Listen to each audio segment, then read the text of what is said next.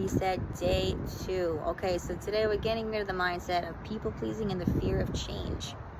Sometimes we never start because we're afraid that if we're the ones to step out of the circle, step out of line, people are going to judge us. People are going to ridicule us, right?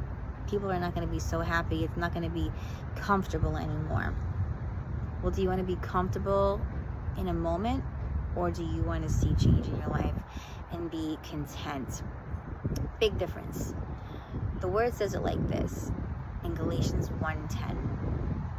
If I was still here to please people, how can I call myself a servant of God?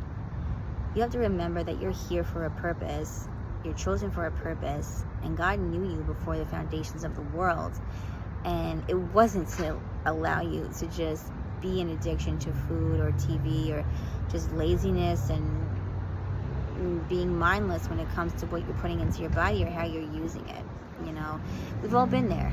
You know, a lot of us have fallen into that place, and it's time for a change tonight. So let's get rid of that mindset, because you know what? The mindset of people pleasing and the fear of change, and if you're just, listening to what everybody else wants you to do because you're afraid they're not going to invite you out anymore, or they're going to ridicule you or point a finger in your face, judge you, whatever the case is, yeah, that stings for a minute. But what's worse is even more deeper wounds in your own heart because of the fact that you can't say no, because of the fact that you don't want to stand your ground for what your purpose is and your goals are, and then you end up resenting them. See, the thing is, you're not responsible for others, but you're responsible for yourself. And when you take control back and you step into line and you tell people you mean business, then they're going to take you seriously, and all that chat is going to stop. The thing is this: do you want to just kind of like lay low, not ruffle feathers, not provoke anybody? Then fine, don't be an influencer. If you want to change your life, if you care about the people around you, the best thing you can do is stick to your goals. The best thing you could do is tell them no when you mean no, and yes when you mean yes.